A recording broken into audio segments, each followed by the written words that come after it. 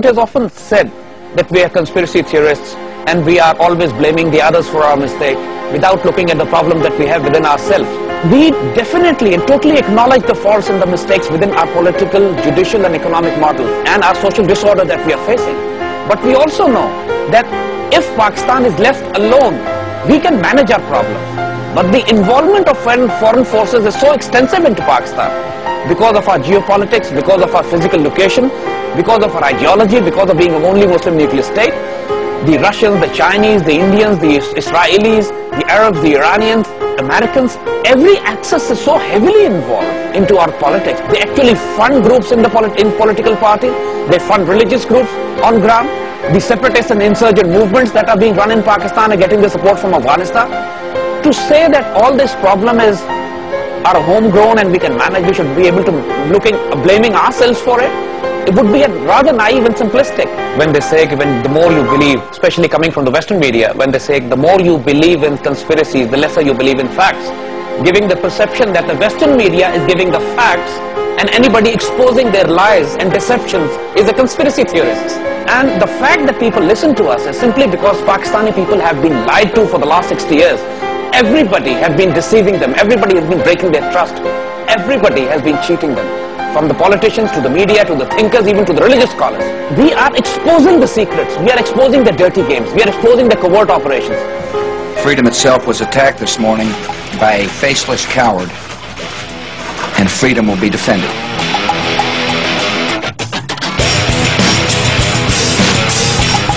"9/11 has been the most debated issue globally. The media talks about Twin Towers falling down, and nobody talks about a third World Trade Center building, World WTC-7 also being brought down in a controlled demolition the next day.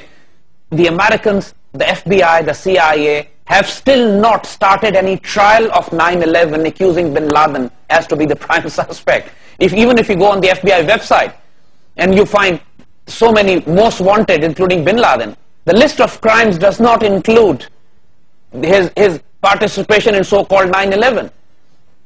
They may add that after our interview, but the point is, till now it was not there. When FBI was asked why you're not mentioning bin Laden as a 9/11 perpetrator, they said we don't have enough proof to do that.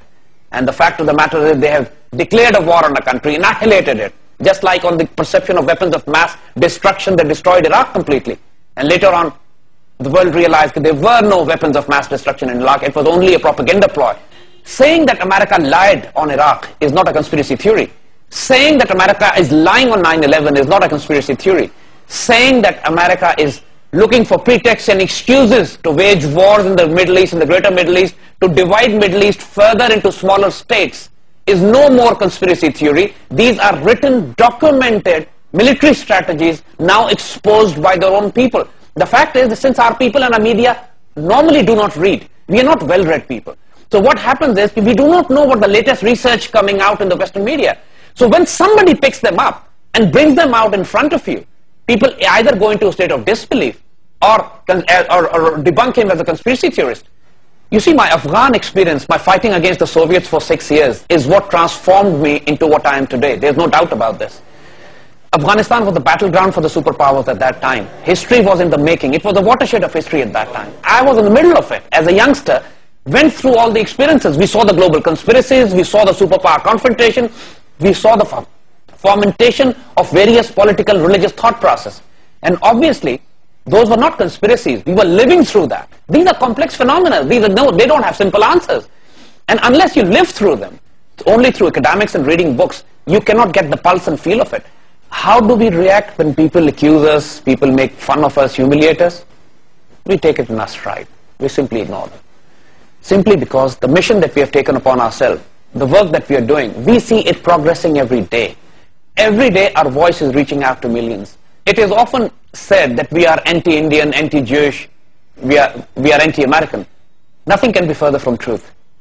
We are against the political ideology and doctrines of those states. Speaking against the newborn evangelical Christian Zionist foreign policy is not anti-Americanism. Speaking against the Zionist policies of the Israeli state is not speaking against the Jewish people. There are so many Jewish people who are against the Israeli state themselves. We have taken up the causes of the Dalits and the Shudras and the scheduled castes and the Sikhs and the Tamils and the Naxalites. We are not against the Indian people. We are against the Zionist policies of the Brahman elite. Democracy in the modern world today is the most radical political philosophy, most violent. You will be surprised.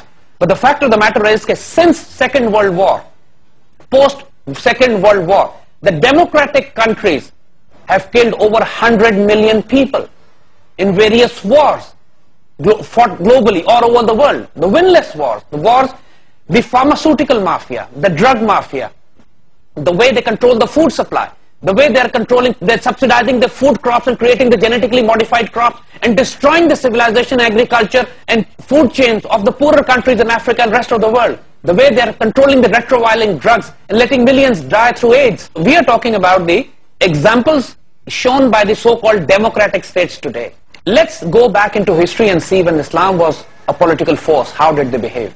In Andalusia, in Spain, Islam ruled for 800 years. The most tolerant, most brilliant, most innovative, progressive, dynamic, scientific civilization humanity has ever seen for 800 years in Spain. In the modern age, as we have said, people have stopped reading. People have started watching. They're watching more television. And that is where if the mind control game goes on. Because that's where the perception management, that's where the images, that's where the shuffling of signs and symbols and images actually start to program your collective psyche. That's where you're made to believe that Muslims are extremists. That's where you're made to believe that Muslims have no contribution to science and technology and humanity. This is where you're made to believe that if a Muslim political thought process comes, it would only mean cutting hands and beating people with sticks. But no reference is made to the most glorious and brilliant civilizations which showed the light to humanity for hundreds of years. To say that Islamic civilization is the best for a Muslim, for me, yes, it would be a statement to make. But addressing to non-Muslims, I would tell them, invite them to come and do a comparative analysis. Open your mind, study. See how the civilization was. Let's not close your minds. Because what is happening is that even for the Western world, for non-Muslim world, a massive gross injustice is being done to them because they are not being given the option to compare. Even if the Jews come with such a system, I'll be more than happy to accept it. If Hindus come with such a system, I'll be more than happy to accept it. We are needed. These lone voices are required. We are never too many. At least it proves one point, that we are hitting them where it hurts most. And we love our job.